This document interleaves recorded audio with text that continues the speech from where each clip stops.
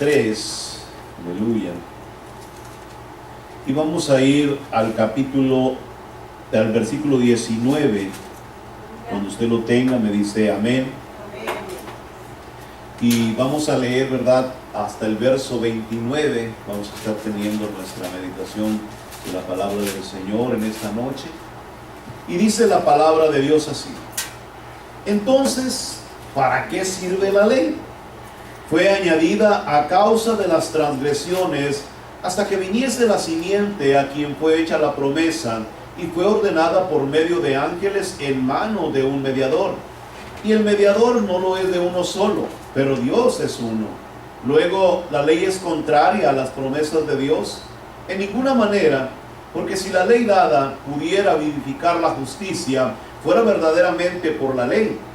La justicia fuera verdaderamente por la ley. Mas la Escritura lo encerró todo bajo pecado, para que la promesa que es por la fe en Jesucristo fuese dada a los creyentes. Pero antes que viniese la fe, estábamos confinados bajo la ley, encerrados para aquella fe que iba a ser revelada, de manera que la ley ha sido nuestro ayo para llevarnos a Cristo, a fin de que fuésemos justificados por la fe. Pero venida la fe, ya no estamos bajo ayo, pues todos sois hijos de Dios por la fe en Cristo Jesús. Porque todos los que habéis sido bautizados en Cristo, de Cristo estáis revestidos. Ya no hay judío ni griego, no hay esclavo ni libre, no hay varón ni mujer, porque todos vosotros sois uno en Cristo Jesús. Y si vosotros sois de Cristo, ciertamente linaje de Abraham sois, y herederos según la promesa. Oremos. Padre santo y eterno, en el nombre glorioso de nuestro Señor Jesucristo, damos toda honra, toda gloria, Señor, en esta noche. Te damos gracias por tu presencia, y en el nombre glorioso de Cristo Jesús pedimos que tu Espíritu Santo, Señor, esté en este lugar, que nos ayude en la meditación, Señor, y la predicación de esta palabra. Pon, Señor, pensamientos, condúcenos a través de ella, y que esta palabra se convierta en alimento, en una palabra viva y eficaz, y como una espada cortante de doble filo que penetre hasta lo más íntimo, Señor, de nuestro corazón y de nuestros pensamientos. Padre bendito, en el nombre de Cristo Jesús, te rogamos, Señor, que estés con nosotros en esta noche. Que tu presencia reciba toda honra, toda gloria, toda alabanza. Sea tu nombre bendito por siempre, y en el nombre de Cristo te damos todo honor, Señor. Juntos decimos amén. Puede tomar su asiento. El propósito de la ley y el propósito de la fe. Ese es nuestro tema en esta noche. Y para eso hemos escogido capítulo 3, verso 19 al 29, de donde vamos a estar sacando tres porciones muy importantes acerca de la palabra de Dios. Pero antes de ir a esa porción, yo quiero que usted ponga mucha atención. Creo que ya se dieron cuenta el día domingo, ¿verdad? Los que estuvieron el día domingo y los que han estado en estos días pasados, de la profundidad del conocimiento del apóstol Pablo sobre la ley y sobre la gracia. El apóstol Pablo, hermano, cuando uno empieza a mirar sus escritos, las epístolas, las cartas, cuando uno empieza a mirar lo que el apóstol Pablo, hermano, escribía y lo que él decía, nos quedamos, hermano, asombrados de mirar la revelación que Dios hace a través, hermano, del apóstol en las escrituras. Cuando usted, hermano, se pone a estudiar, hay partes, hermano, en la palabra que a veces uno, hermano, no alcanza a comprender, hermano, en la totalidad de la mente del apóstol en el momento en que él está redactando y escribiendo aquella palabra.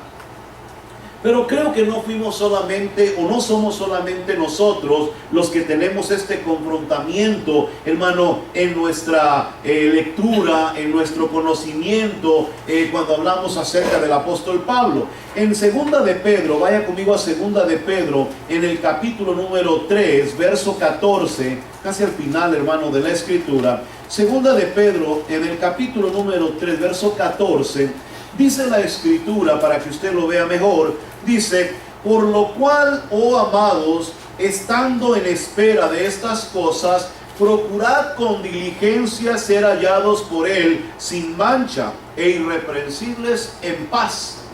Tened entendido que la paciencia de nuestro Señor es para salvación, como también nuestro amado hermano Pablo, según la sabiduría que le ha sido dada, os ha escrito.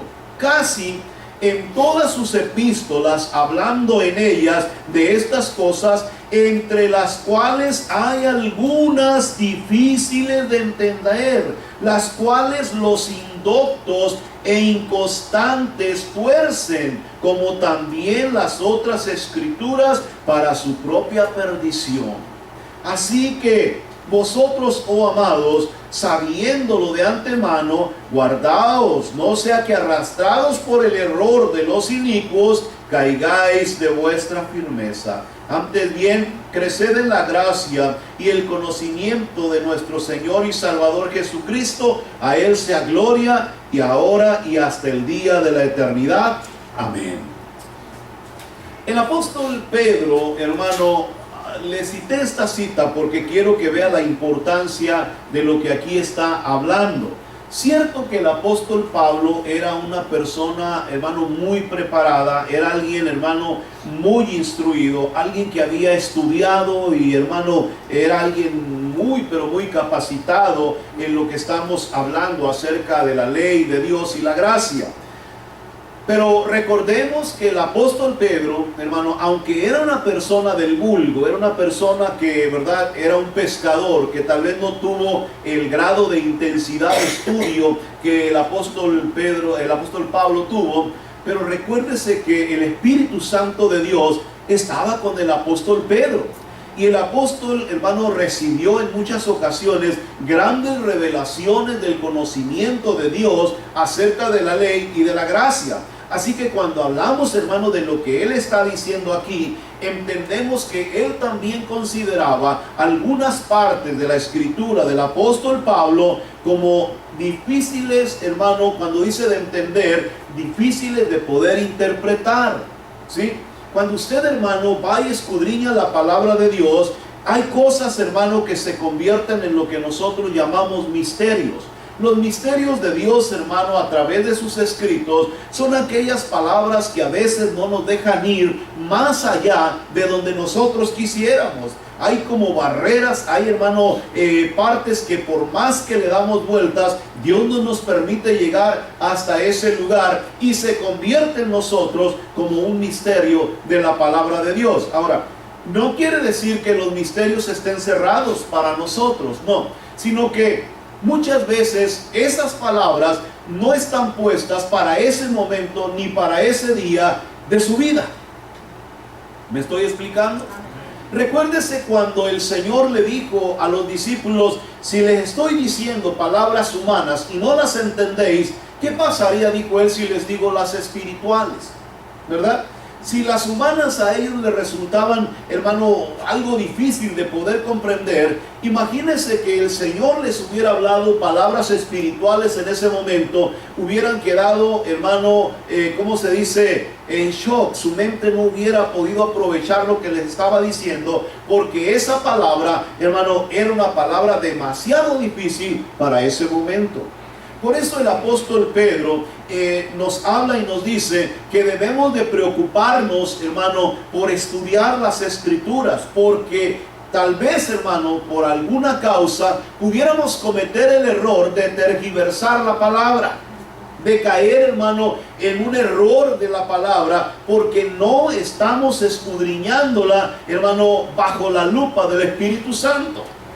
¿Sí? Así que cuando usted, hermano, habla de la palabra no es un libro cualquiera, la Biblia no es un libro cualquiera, la Biblia es el libro, la Biblia es la mente de Dios al alcance de nuestras manos. Aleluya. ¿Sí? Así que cuando usted va a leer la palabra, no va usted a leer la tinta, va usted a escudriñar la mente de Dios a través de esa palabra. Porque la Biblia dice que la letra mata, pero es el Espíritu el que le da vida a esa letra.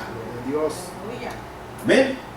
Así que nuestro tema el día de hoy, el propósito de la ley y el propósito de la fe. Voy a ir rapidito, ¿verdad? Para que usted vaya poniendo atención en esto. ¿Para qué sirve la ley? Dijo el apóstol en el capítulo número 3, verso 19. Lo voy a leer. Entonces, dijo él, ¿para qué sirve la ley? Y él mismo contesta y dice, fue añadida a causa de las transgresiones hasta que viniese la simiente a quien fue hecha la promesa, y fue ordenada por medio de ángeles en manos de un mediador. Y el mediador no lo es de uno solo, pero Dios es uno. Luego la ley es contraria a las promesas de Dios. En ninguna manera. Porque si la ley dada pudiera vivificar la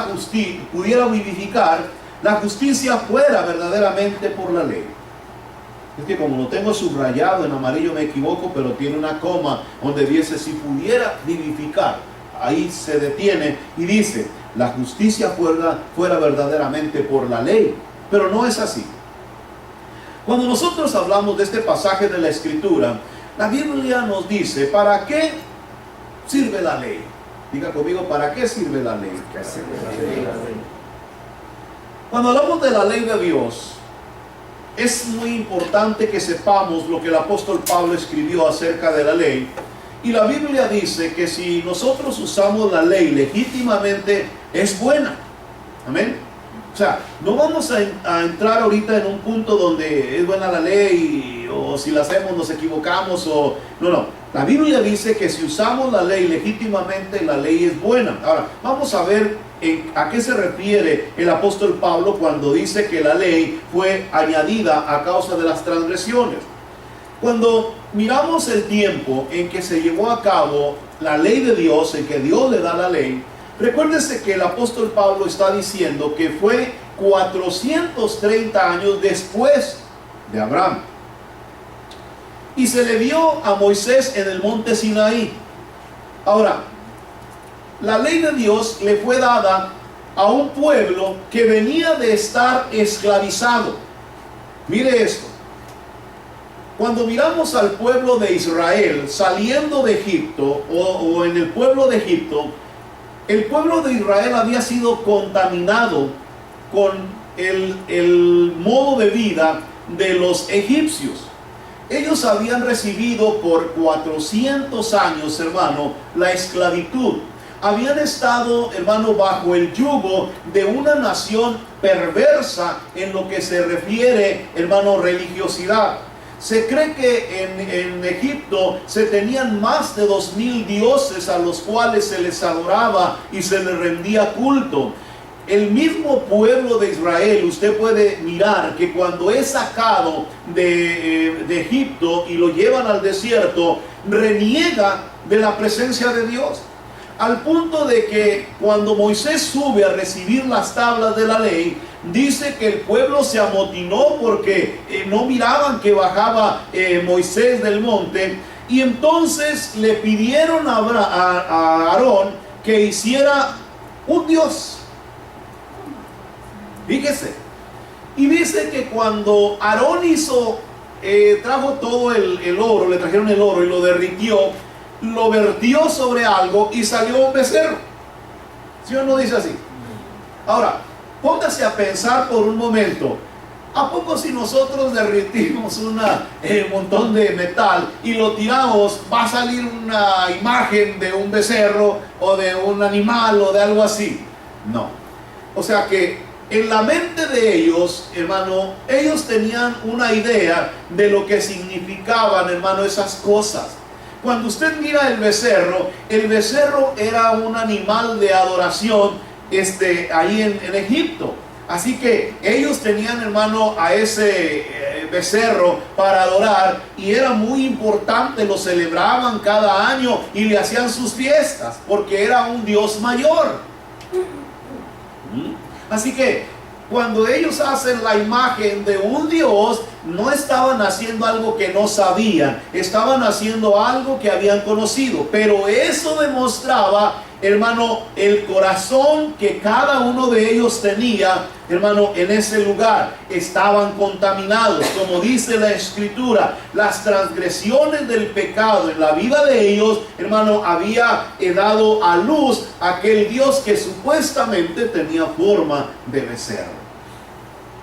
Ahora, la ley de Dios era buena. ¿Por qué es buena la ley de Dios? Porque la ley de Dios, hermano, nos enseña a toda persona que ha conocido a Cristo, hermano, y va al Antiguo Testamento y se enfrenta a la ley de Dios, hermano, empieza a comprender, hermano, ¿cómo se dice? Lo maravilloso del perdón de Cristo Jesús y su gracia en cada uno de nosotros.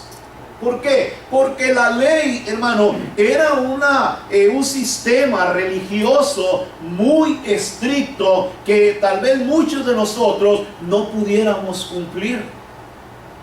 Y no pudiéramos cumplirlo. No podríamos sacrificar animales. No podríamos hacer sacrificios de sangre. No podríamos llevar a cabo todos los rituales de acuerdo a como Dios los establecía en el Antiguo Testamento, porque si ellos que habían nacido bajo ese sistema religioso no lo podían cumplir, imagínense nosotros. Aleluya. Así que cuando estamos hablando de la ley fue dada para las transgresiones, para hacerle entender a la gente que había salido de ese lugar lo pecaminosos, los sucios, hermano, que ellos estaban delante de la presencia de Dios. Así que el apóstol dice, hasta que viniese ¿quién? La simiente, a quien fue hecha la promesa. Mire, voy a tratar de cubrir al máximo esto, pero quiero que usted ponga atención. ¿Se recuerda que le dije que la ley fue dada 430 años después de Abraham? En este pasaje dice la Escritura, hasta que viniese la simiente a quien fue hecha la promesa. ¿A quién se le hizo la promesa? A Abraham. ¿Cuántos años antes? 430 años antes se le hizo la promesa. ¿Por qué el apóstol dice? Mire, dice aquí, dice, entonces ¿para qué sirve la ley? Fue añadida a causa de las transgresiones hasta que viniese la simiente a quien fue hecha la promesa. ¿Sí o no? Y sigue. Y fue ordenada por medio de ángeles en manos de un mediador. Y el mediador no lo es de uno solo, pero Dios es uno. Luego la ley es contraria a las promesas de Dios en ninguna manera, porque si la ley dada pudiera vivificar, la justicia fuera verdaderamente por la ley. Ahora, vamos a entender un poquito más, ¿verdad? Todas estas cosas. Si la fe, bueno, no digo si la fe, verdaderamente así es la fe. Quiero ser claro en esto. Acuérdese que Cristo es el autor y el consumador de la fe. Amén. ¿Sí o no? Amén. Cristo es el autor y el consumador de la fe, dice el libro de Hebreos. Ahora, cuando usted, hermano, va al Antiguo Testamento, vaya conmigo al libro de Génesis, rapidito. Libro de Génesis, gloria a Dios. Déjenme ver, creo que es el capítulo 14 del libro de Génesis. Quiero mostrarle algo, no lo tengo marcado, pero quiero que, ¿verdad?, lo vea. Ajá. En el capítulo 14, aleluya, sí, aquí está. Versículo número 17, es un texto muy conocido. Mire lo que dice la palabra. Dice, y cuando volvía de la derrota de Kedorlaomer y de los reyes que con él estaban, salió el rey de Sodoma a recibirlo al valle de Sabe, que es el valle del rey. Entonces Melquisedec, rey de Salem y sacerdote del Dios Altísimo, sacó pan y vino y le bendijo diciendo, bendito sea Abraham del Dios Altísimo, creador de los cielos y de la tierra. Y bendito sea el Dios Altísimo que entregó tus enemigos en tus manos y le dio a Abraham los diezmos de todo. Y entonces el rey de Sodoma dijo a Abraham, dame las personas y toma para ti los bienes. Y respondió Abraham al rey de Sodoma: he alzado mi mano a Jehová, Dios altísimo, creador de los cielos y de la tierra, que desde un hilo hasta una correa de calzado, nada tomaré de todo lo que es tuyo, para que no digas, yo enriquecí a Abraham, excepto solamente lo que comieron los jóvenes y la parte de los varones que fueron conmigo, Aner, Escol, Mamre, los cuales tomaron su parte. Después de estas cosas vino la palabra de Jehová a Abraham en visión diciendo: no temas, Abraham, yo soy tu escudo y tu galardón será sobremanera grande. Ahora, Abraham en el Antiguo Testamento tuvo un encuentro con alguien que cambió su vida para siempre. Y la Biblia dice que el nombre de esta persona se llamaba Melquisedec. En el Nuevo Testamento se nos dice que Melquisedec no tiene ni genealogía, ni tiene tampoco descendencia. O sea, y lo comparan a Jesucristo, ¿verdad que sí? Entonces, cuando Dios le da la promesa a Abraham, recuérdese que Abraham recibe la promesa por la fe. Pero ¿cómo? Si el autor y el consumador de la fe es Jesucristo. ¿Me estoy explicando? Jesucristo es el autor y el consumador de la fe. Quiere decir que antes no podía haber fe, ¿verdad que no? Pero la Biblia dice que Abraham recibe la promesa por la fe, porque la acción de Abraham le fue contada por justicia. ¿Qué quiere decir eso? Quiere decir que Abraham, 430 años antes de la ley, Abraham tuvo un encuentro con Cristo Jesús. Aleluya. Que era el autor y el consumador de la fe. Ahora, si usted duda que eso sucedió, vaya conmigo al capítulo 18. Y encontrémonos aquí con algo. En el capítulo 18 dice: y después le apareció Jehová en el encinar de Mamre, estando él sentado a la puerta de su tienda en el calor del día. Y alzó sus ojos y miró, y aquí 3 varones que estaban junto a él, y cuando los vio salió corriendo de la puerta de su tienda a recibirlos y se postró en tierra y dijo: Señor, si ahora he hallado gracia en tus ojos, te ruego que no pases de tu siervo, que se traiga ahora un poco de agua, y lavad vuestros pies y recostaos debajo de un árbol, y traeré un bocado de pan y sustentad vuestro corazón, y después pasaréis, pues por eso os habéis pasado cerca de vuestro siervo. Y ellos dijeron: haz así como has dicho. ¿Con quién tuvo un encuentro Abraham? Aleluya. ¿Sí está leyendo conmigo? ¿Con quién tuvo un encuentro Abraham? No. Con Dios. Con Jehová. Ahora, aquí hay algo raro, porque la Biblia nos enseña que nadie jamás ha visto a Dios cara a cara, ¿verdad que no? La palabra que encontramos aquí dice que Abraham estaba mirando a Jehová y se postró delante de él, ¿sí o no? Y le rogó que se quedara. Y usted conoce la historia. Lo que quiero decirle es que esta manifestación que usted está mirando aquí se llama una teofanía. Cuando usted habla ¿verdad?, de teología, se le dice teofanía. La teofanía quiere decir que es la manifestación de Cristo en el Antiguo Testamento. O sea, la parte visible de Dios para los hombres. ¿Me estoy explicando? Lo estoy haciendo bolas. ¿Sí? O sea, si usted, hermano, estudia la teología, se va a dar cuenta que, hermano, en el Antiguo Testamento Cristo se presentó muchas veces delante de los hombres. Por ejemplo, Moisés. La Biblia dice que Moisés le pidió a Dios mirar su gloria. Quería mirarlo en su gloria.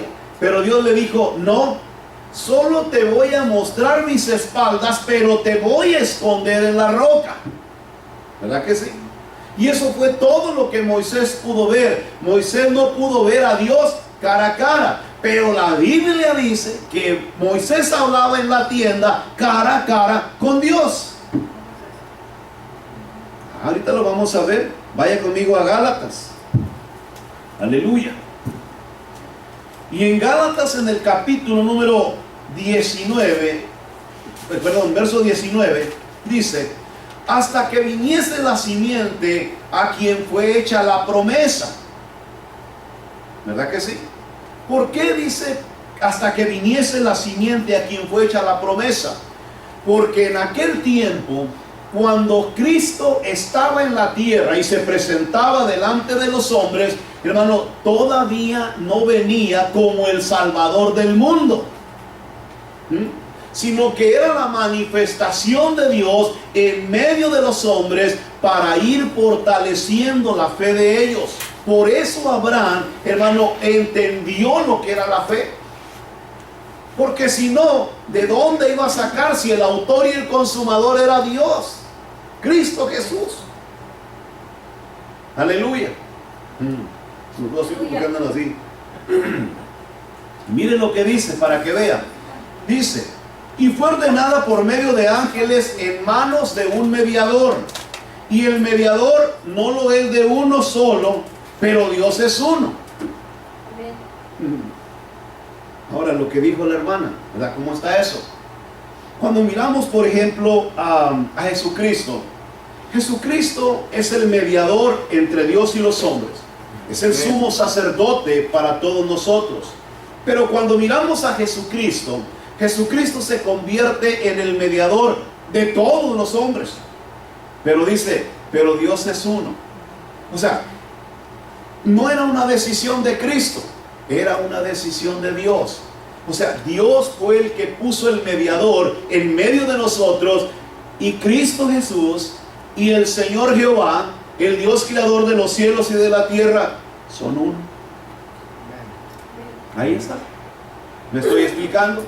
Cuando miramos las doctrinas extrañas que hoy están sacando y que tienen miles de seguidores en el mundo hablando de Jehová, mucha gente ni siquiera sabe, hermano, lo que las escrituras dicen. Por eso es importante que, hermano, escudriñemos la palabra de Dios. La escritura dice que aunque había un mediador puesto por Dios por medio de la promesa, que era Cristo, era la simiente de Dios, hermano, ese mediador se convertía en mediador de todos los hombres, pero Dios era uno. La decisión había sido tomada por Dios de darle la oportunidad no solo a los judíos, no solo al pueblo de Dios, sino a todos aquellos que pudieran, hermano, acercarse a Cristo y creer que Él había muerto por nuestros pecados, salvándonos, hermano, del destino final, que es el infierno.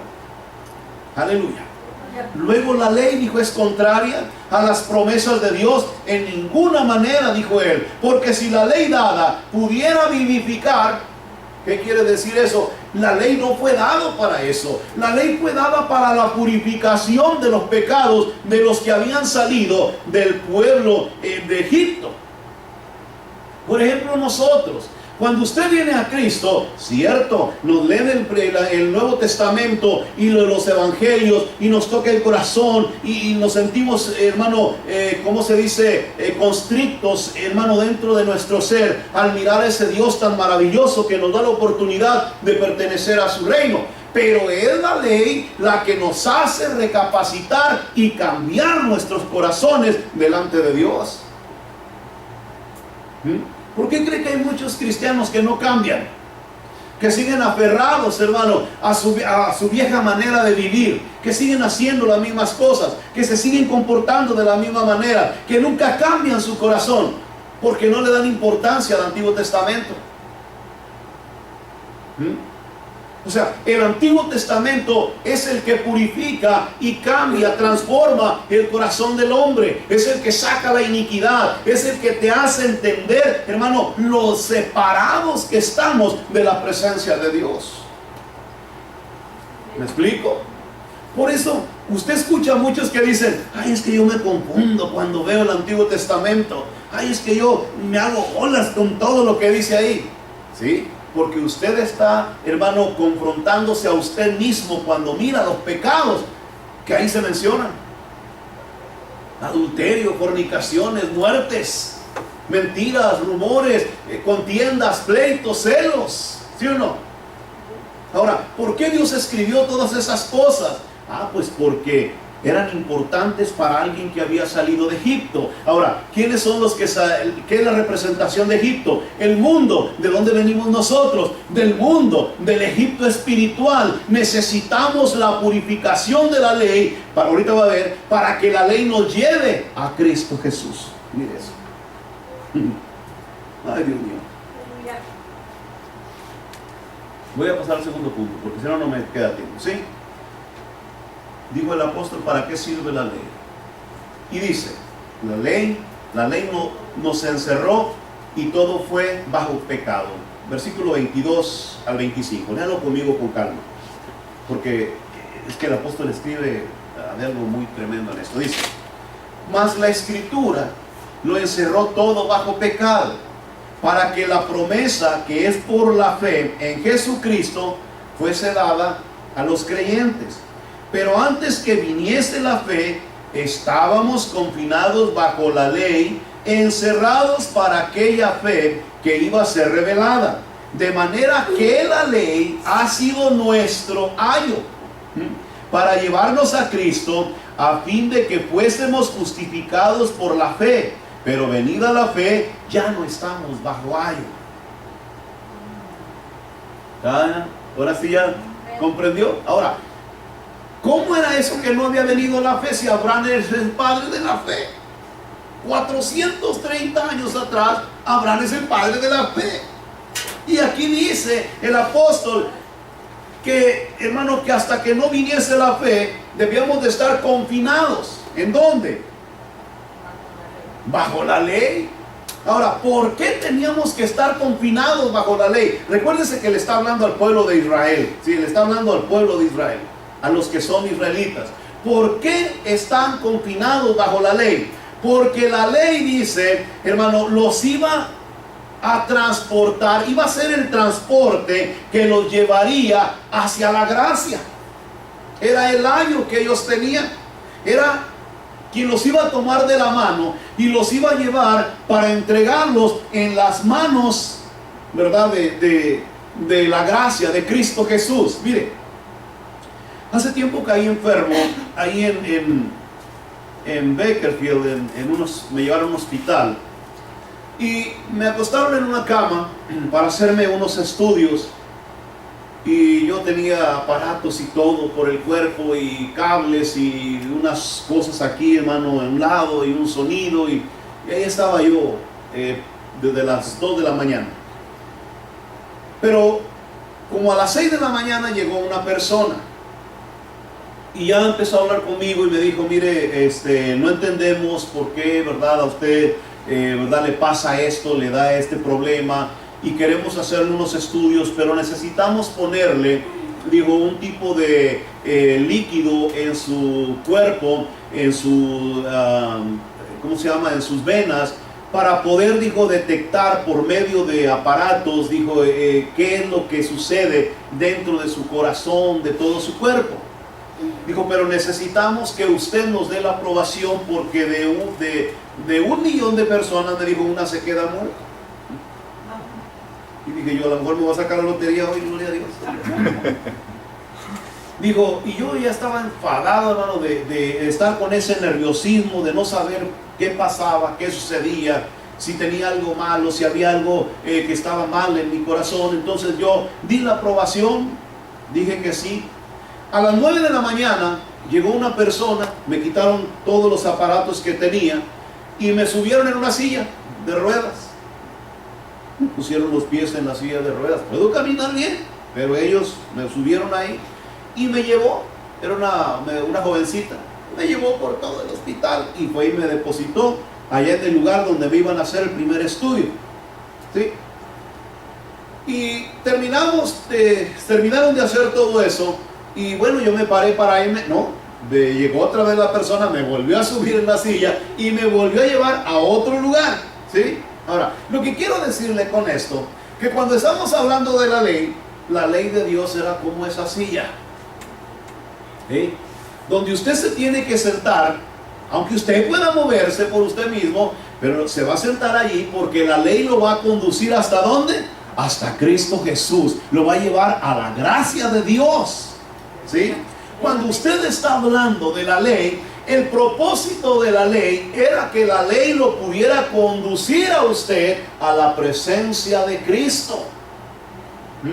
Si la Biblia nos está enseñando y dice, y la ley, estoy en el versículo 22, mas la Escritura lo encierra todo bajo pecado, para que la promesa que es por la fe en Jesucristo fuese dada a los creyentes. Pero antes que viniese la fe, estábamos confinados bajo la ley, encerrados para aquella fe, ¿sí?, que iba a ser revelada, de manera que la ley ha sido nuestro ayo para llevarnos a Cristo, a fin de que fuésemos justificados por la fe. Cuando usted mira la ley de Dios, mira el Antiguo Testamento, los 5 primeros libros, hermano, usted se va a encontrar que hay un montón de leyes, hay, hermano, un montón de mandamientos, hay un montón de fiestas de guardar, hay un montón de sacrificios que hacer. Entonces, imagínese que nosotros nos dedicáramos a cumplir al pie de la letra cada estatuto, cada mandamiento, cada sacrificio, cada fiesta. Nosotros vamos a llevarlos a cabo, vamos a dedicarnos a hacerlo. Pero al final de haber hecho todo eso, nos vamos a dar cuenta que aunque lo hicimos como Dios decía, o tratamos de hacerlo como Él nos dijo, íbamos a llegar al punto que la ley no nos vivificaba. O sea, no nos brindaba la seguridad de que usted era salvo. Entonces, al reconocer nuestra condición, nuestra pecaminosidad, nuestro estado delante de Dios, la ley nos iba conduciendo hasta presentarnos a Cristo, que decía: yo soy el Salvador del mundo. Y entonces nosotros, al mirar la ley y mirar el problemón que teníamos con la ley, sacrificios, rituales, fiestas, mandamientos, estatutos, hermano, y Él me dice: yo soy la puerta, y el que por mí entrare hallará pastos. Hermano, el hombre automáticamente se rendía ante la presencia de Jesús, porque Jesús le ofrecía lo que la ley no le podía dar. Cristo le estaba dando la justicia por medio de su sacrificio en la cruz del Calvario. Que bendito sea el Señor Jesús. Por eso el apóstol dijo: la ley solo te va a llevar hasta Cristo, pero tú tienes que tomar la decisión de entrar por esa puerta. Ahora, hay mucha gente que ha aceptado a Cristo y entra por esa puerta, pero sin haber conocido la ley. ¿Y qué sucede? Fracasan. ¿Por qué? Porque entran por esa puerta y cuando están allá adentro, hermano, todo les parece difícil. Ay, no, es que ir a la iglesia, hay que sacrificarnos, hay que estar... Es que no entendieron lo que significaba la ley. La ley era una de a fuerzas. No es de que si querías o si tenías tiempo. Es que el sábado voy a trabajar. No. El sábado se guarda. Y si no, agarren piedras y vamos a matarlos a pedradas a los que transgreden la ley de Dios. ¿Qué le parece? Entonces, cuando el hombre no entiende la posición, está en Cristo y se vuelve un criticón, un renegado, un enojón, un molesto, ¿sí? Es que no ha venido a la ley para que la ley lo conduzca a Cristo Jesús. ¿Estoy explicando? Amén. Así que cuando la ley, fíjese bien, cuando usted es transportado por la ley y llevado a Cristo, y usted acepta a Jesucristo, la ley dejó de tener su función para usted. Ya no puede transportarlo la ley otra vez. Usted no puede volver y decir: ay, sí, pero a mí me gusta que me lleven en la sillita de ruedas. Usted no puede hacer eso. ¿Por qué? Porque ya está en Cristo. Cristo, hermano, usted no puede, hermano, mirar la sangre del Cordero derramada en la cruz del Calvario, la que nos ha cambiado, transformado y limpiado y perdonado todos nuestros pecados. y decir, no, yo quiero ir a sacrificar un borrego allá. Ah, no, yo quiero ir a guardar el sábado. Ah, no, yo quiero, ¿verdad? Hacer una fiesta de la Pascua. Si ya tenemos la verdadera Pascua, que es Cristo. ¿Sí? Ahora, por eso es importante. El hombre que está en Cristo no quiere mirar para atrás. El hombre que está en Cristo pone sus ojos ¿en quién? En el autor y el consumador de la fe, que es Cristo Jesús. Para él todo su deseo está ¿en dónde? En el reino de los cielos, en la gloria de Dios. No está mirando al mundo, no está mirando las cosas pasadas, no está mirando, hermano, lo que dejó atrás. Hombre, eso ya es viejo, eso es muerte, eso es perdición. Ahora tengo a aquel que murió por mí en la cruz y pagó el precio de mi pecado delante de la presencia de Dios.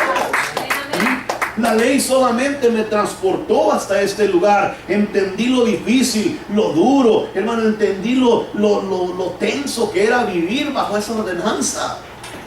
Imagínense bajo la ley, hermano, era una situación verdaderamente dura, difícil, y no podíamos nosotros estar en esa situación.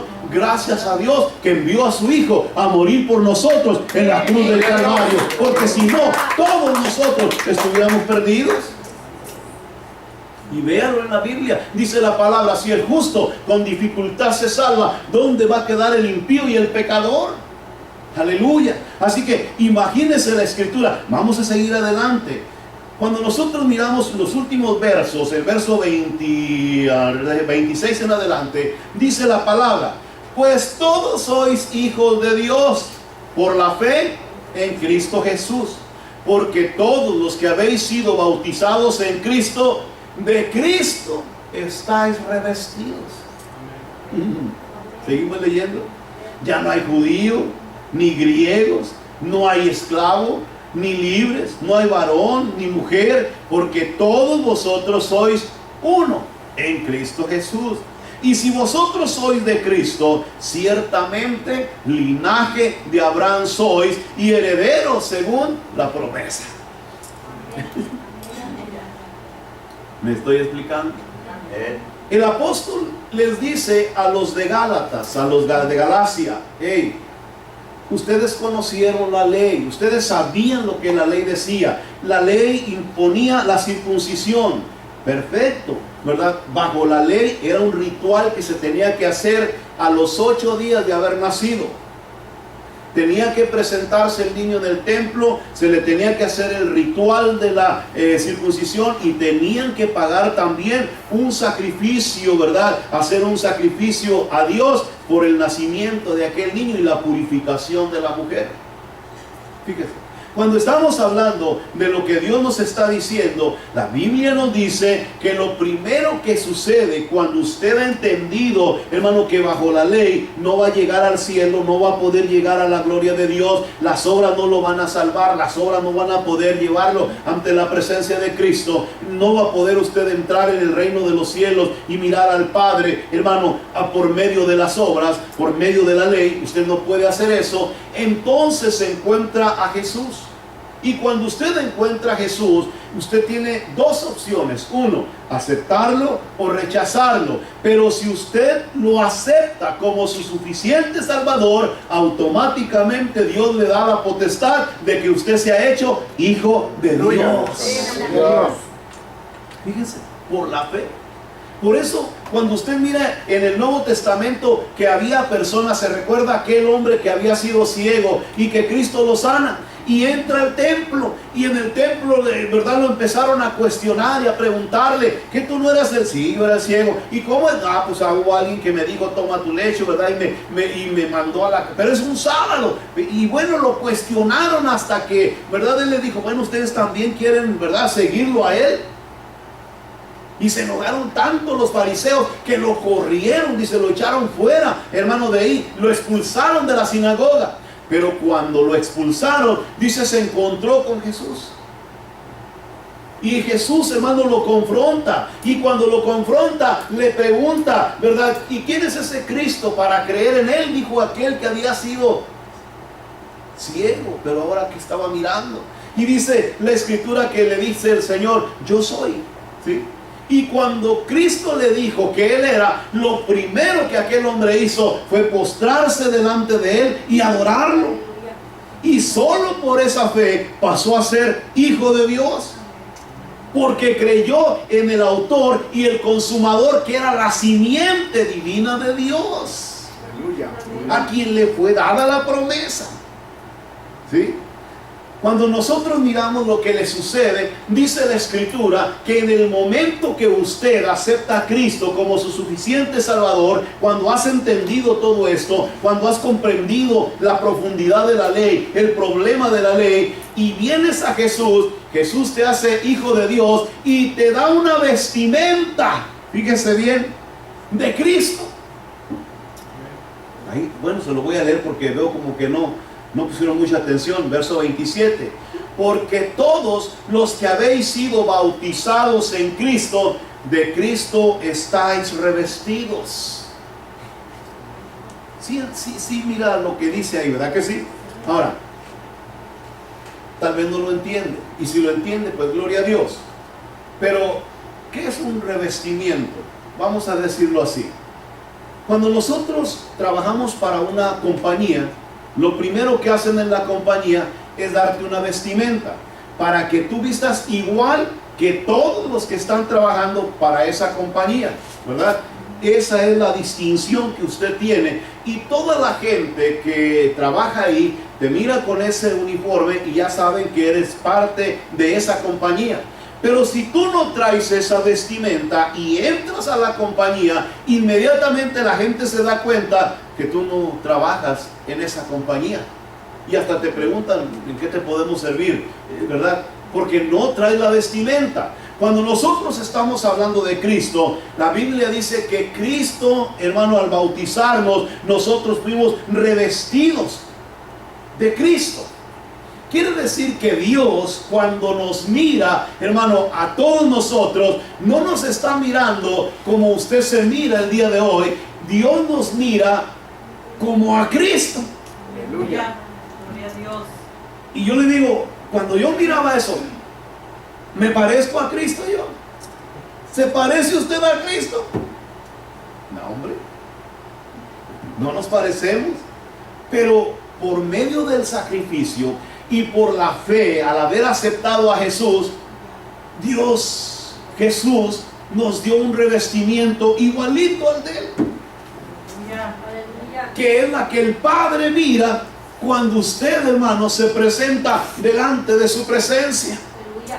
Dios no mira a María o a Tafoya o a la hermana Lucy, ¿verdad? Como ella es aquí en la tierra. Ella mira, el Señor mira, hermano, ese revestimiento que usted tiene delante de su presencia. Él está mirando a la misma vestimenta de Cristo delante de Él. Fíjese. Por eso el apóstol, hermano, nos está enseñando y nos dice lo que hay. Ya no hay judíos ni hay griegos. Fíjese, no hay esclavos, no hay libres, no hay varones ni mujeres, porque todos vosotros somos ¿qué? Uno en Cristo Jesús. Porque todos estamos revestidos. O sea, todos tenemos la misma vestimenta. Delante del Padre no hay con que yo soy María y yo soy José. No, todos se parecen a su Hijo Jesucristo. Gloria a Dios. Eso dice el apóstol Pablo. ¿Sí? Todos nos parecemos al Señor Jesucristo. Dios no está mirando a, ay, este está más flaco, este está más gordo. No, Dios está mirando la imagen de su Hijo Jesucristo, porque es el revestimiento que Cristo nos dio. Por eso, imagínense lo delicado de esta situación. Cuando estamos en Cristo, ya no podemos comportarnos como carnales, iglesia. Ya no podemos vivir las vidas como si fuéramos mundanos. No podemos estar con toda nuestra atención puestas en lo que dejamos atrás. No. Ahora nosotros con esta nueva vestimenta podemos entrar a la presencia de Dios, y lo que deseamos es estar siempre delante de la presencia de nuestro Señor. Aleluya. Porque Él nos dio la oportunidad a través, hermano, de su palabra y a través de la fe de poder tener una vestimenta distinta a la que antes traíamos. La vestimenta antigua era una vestimenta de pecado, era una vestimenta sucia, era una vestimenta perversa, era una vestimenta manchada. Pero ahora tenemos, hermano, el revestimiento que Cristo ha puesto en cada uno de nosotros delante de la presencia de Dios. Aleluya. En el Antiguo Testamento se nos muestra María, la hermana de Aarón y Moisés, murmuró de Moisés, ¿sí o no? Sí. ¿Y qué fue lo que Dios le envió? Lepra. ¿Verdad que sí? Ahora, ¿por qué Dios nos dice eso?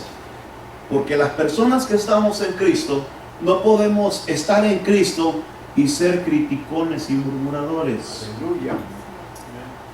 No, no podemos. ¿Por qué? Porque si Dios nos envía una lepra, la lepra no va a ser como la que le envió a María. La lepra es distinta porque ahora estamos en la fe. Por eso muchos, la Biblia lo dice, van a llegar al cielo o a la presencia de Dios y van a decir: Señor, en tu nombre hicimos, en tu nombre. Y el Señor les va a decir: ni los conozco, apártense de mí, hacedores de la iniquidad. ¿Por qué? Porque está contaminada tu persona delante de la presencia de Dios.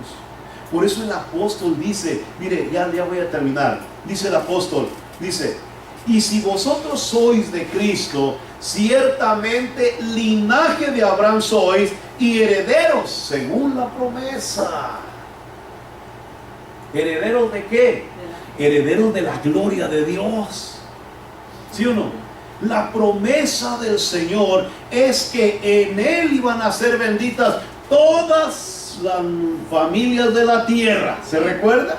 Ahora, por la fe y la promesa que Dios le dio a este hombre llamado Abraham, hermano, al nosotros entrar en Cristo, Dios extiende la promesa sobre nuestras vidas de su bendición. ¿Para qué? Para que nuestras vidas sean encauzadas hacia el reino de los cielos, donde está la herencia de todos aquellos que estamos siguiendo al Señor Jesucristo. Amén, amén. Ahora, si usted tiene una herencia, sus ojos están puestos ¿en dónde? En la herencia. ¿Me explico? O eso debería de ser. El apóstol Pablo les está diciendo a los de Galacia: ustedes ya no tienen que mirar hacia la ley, tienen que mirar hacia la gracia, hacia el reino de los cielos, hacia la presencia de Dios.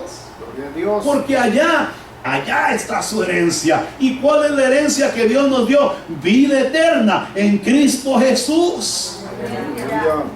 Esa es una herencia que, hermano, ¿quién le deja esa herencia? Por eso Él es nuestro Padre y nosotros somos los hijos. ¿Quiénes son los que heredan, hermano, los bienes de sus padres? Pues los hijos. ¿Me explico? Cuando usted, hermano, mira esto, la Biblia dice que es un Nuevo Testamento y que es el Viejo Testamento. ¿Por qué? Porque es una herencia. Cuando usted mira la palabra, esa es parte de nuestra herencia. Las promesas de Dios son parte de nuestra herencia. La Biblia dice: el justo por la fe vivirá. Diga conmigo: el justo por la fe vivirá.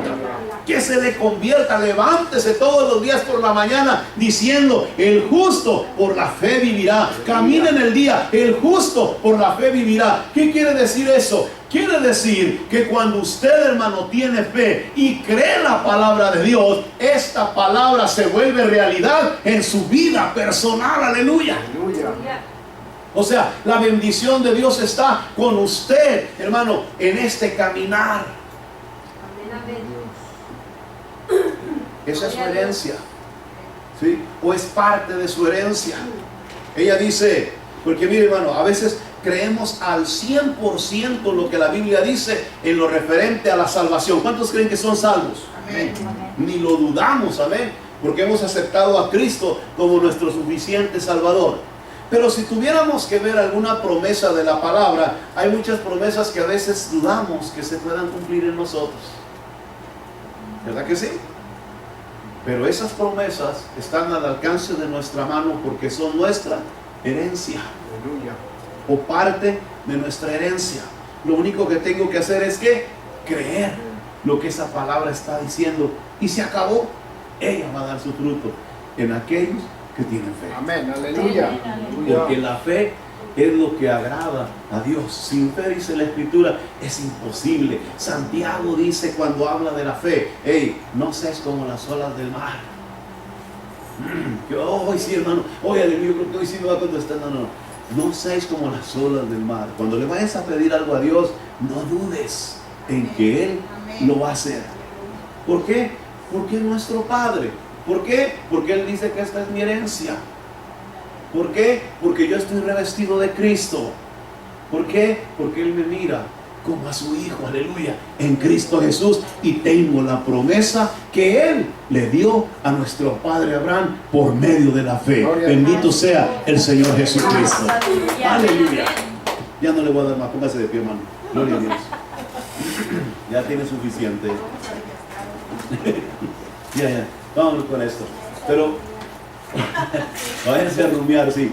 Pero es importantísimo que usted entienda, somos linaje de Abraham, dice la Escritura. ¿Sabe lo que es un linaje? Es como si